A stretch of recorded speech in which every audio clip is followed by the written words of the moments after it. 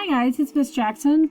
I just wanted to create a quick video going through the project and some of the expectations. I've had a couple of emails from a few of you asking questions, so I thought maybe a video to clarify any confusing pieces might be helpful. If you, after watching the video, still have some questions, please don't hesitate to send me an email or join me during open tutoring hours on Tuesdays and Thursdays from 4 to 5, and then on Wednesday mornings from 10 to noon. So you are creating an element. You're not taking an old element and redoing it. You're creating a new element. So everyone's project should be different. Okay, on this slide, there are a few pieces for your project that you're going to have to complete. And so read these carefully, but then pay special attention to the instructions on the slides themselves. Okay, so the first thing you're going to do is you're going to create an element name and symbol. So you're going to decide what you're going to call your element. You're going to put its name here. You're going to put its symbol here. I tried to give you a template so it'd be a little bit easier. And then you're going to write its atomic number. Now you have to have a value between 118 and 200. So you're creating a new element bigger than the others on the table. And that's going to be the number value that you put in here. From here, now that you've got your element, the next piece that you're going to do is you are going to create 3 isotopes of the same element. Now go back and look at what an isotope is. Isotopes are atoms of the same element that have different atomic masses. So their protons are going to be the same, but their mass will be different. We did a whole section on that. All right. So there is a quick video here that you can look at if you need help getting started.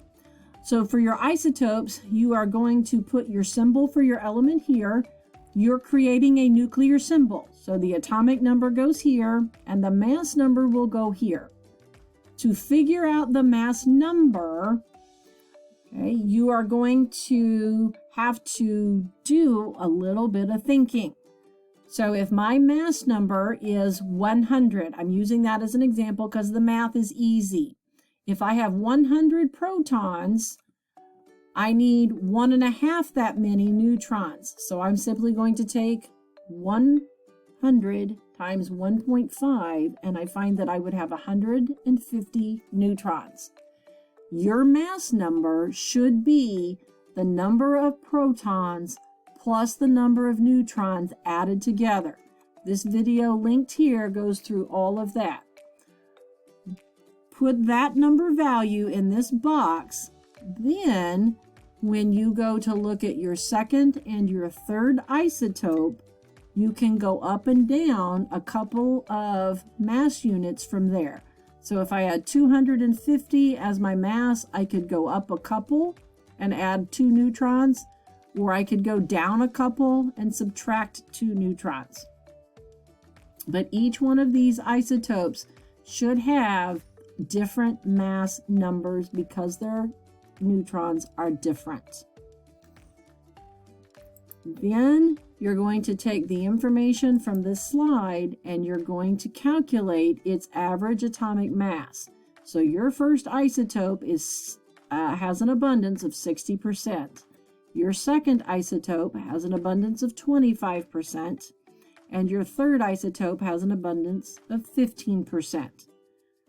You will need that information to calculate the average atomic mass. We did practice problems like that. Go back and look at your practice problems. Review the videos in that unit if you need. You may show the work on a separate piece of paper and then simply upload a picture of that work to your slide, and then you can produce or give me the final atomic mass on the right. For the nuclear decay, you have to go through 5 steps. So this is where an atom or an isotope undergoes nuclear decay. It could be alpha, it could be beta, it could be gamma. You have to include at least one of each kind, but then the other 3 or the other 2 are up to you. So you're going to choose one of your isotopes. I don't care which one you start with. Pick one that you like. And then you're going to write 5 decay steps. So if I start with my isotope, it goes through alpha decay. So I write my alpha particle and then the other missing piece. Then I take that new atom, the missing piece that we calculated here, and that goes through another decay. It's just like the decay series we did in practice. So that has to be minimum of 5 steps and have at least one of the 3 common types, alpha, beta, gamma. Then you're going to give me element properties. Depending on where your element falls, is it a metal, is it a non-metal? Give me some properties. You can come up with a few clever creative properties, all right? And if you've got some sort of clever idea, any kind of imagery or picture that you want to come up with and add, that would be fine. But I'm really looking for you to tell me if it's a metal, give me some properties of metals. If it's a non-metal, give me some properties of non-metals. Finally, you're going to create a periodic table block. So you would give me something that looks like a block from the periodic table. So it's going to have the element name and symbol. It's going to have the atomic number and then the atomic mass, that average mass that you calculated on slide number 5. So whatever you put in this block needs to match the information you gave me on the other slides. Because you are creating all of this from scratch, no 2 should look alike. So no one should have the same information. Okay? If it does, that's a real eyebrow raiser. Makes me have to wonder, and maybe we have to look at it a little bit more closely. Come up with your own project.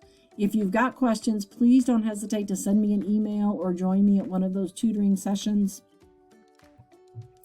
Otherwise, good luck. And this is the other half of that unit assessment. You had the open book quizzes, and now you've got this as the last piece of the assessment. So please let me know if you've got questions, and I will help you get all of the information down that you need. Thanks. Bye.